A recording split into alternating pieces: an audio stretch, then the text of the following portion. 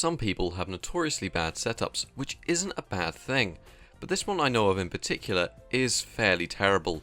A dying first gen i5 laptop with a broken screen and virtually useless Intel HD graphics.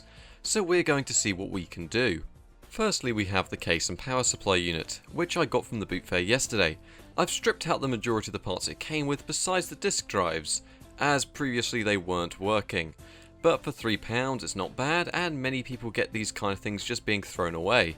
Next up we have the motherboard, CPU and RAM, which isn't actually that bad. I got the motherboard and processor on eBay for £12 in a bundle, but the 4GB of RAM I had to order separately from Kex for £5.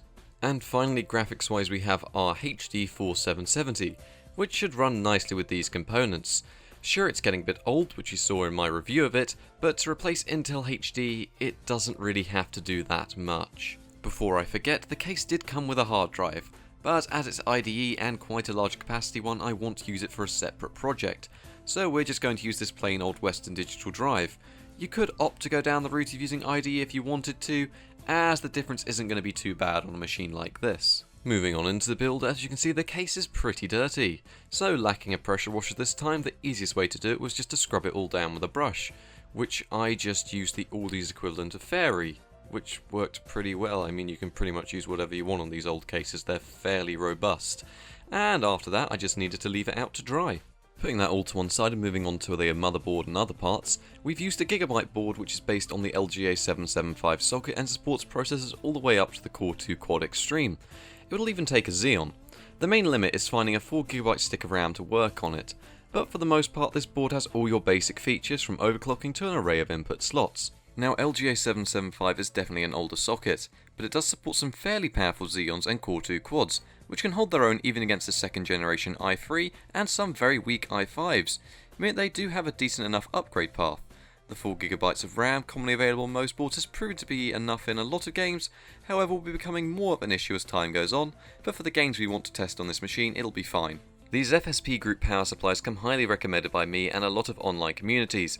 They're cheap and reliable and much more so than those dodgy Chinese alternatives, and the 350 watts it can definitely supply will be way more than enough for our modest Core 2 Duo and HD4770. The rest of the PC, it was just a matter of putting all the parts back in as usual, but the case did prove to be a little bit cramped in places.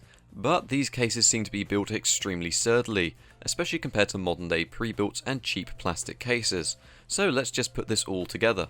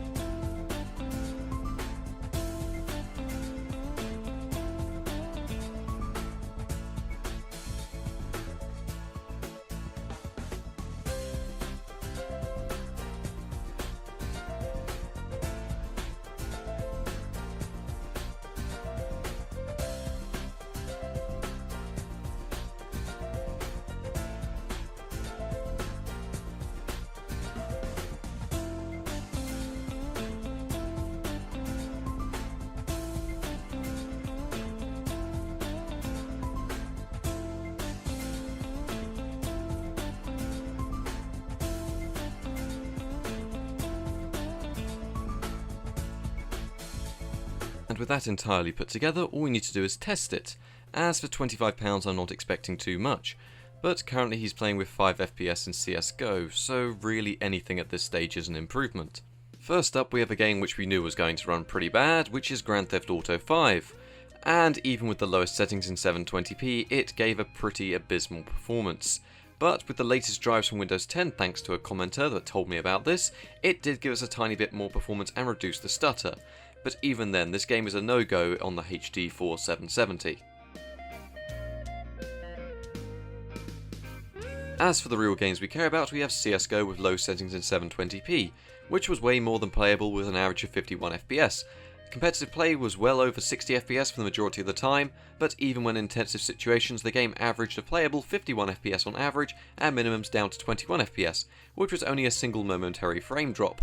So for you CSGO's pros, this is definitely not ideal, but then again you'll be spending a lot more than £25 if you want to play this game professionally. The Elder Scrolls V Skyrim in full HD 1080p with a mixture of medium and high settings was definitely a great experience, as the average of 46 FPS made the game incredibly smooth, and the minimums never dipped below 30 for some reason, even when in combat in towns and cities, so definitely better than the Xbox 360 or the PS3 variants of the game.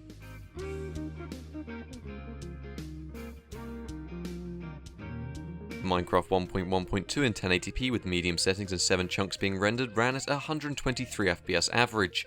However, in true fashion, whenever chunks loaded, you could experience a momentary stutter, which did lead us down to a minimum of 0, which isn't really much of a problem, as this will happen to even the best of PCs.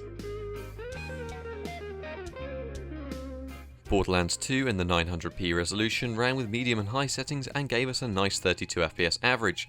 However, heavy combat did drop us down to a momentary stutter of 24 FPS, but you could drop down those settings or resolution to get a smooth 60 FPS average, I'm sure. Recording was fine with this PC, as simple games were easily recordable. However, when really straining the CPU with a large Mountain Blade warband battle while recording in 720p with a 3000 kilobit a second bitrate, things did struggle a little. However, less intensive games you could definitely get away with streaming or recording quite easily and probably in higher settings. So am I happy with it? Well, the parts are very easy to get hold of and it gives you a basic upgrade path. So for a starter PC or a small leap from a shitty old laptop, it's definitely something worth its £25 purchase price. And I'd imagine the price of these parts are quite low all across the world. However, do keep in mind that for newer games you'll be limited by the amount of RAM you have, and eventually even those Core 2 quads and Xeons will become obsolete. So if you do look for these parts, don't overspend and look with caution.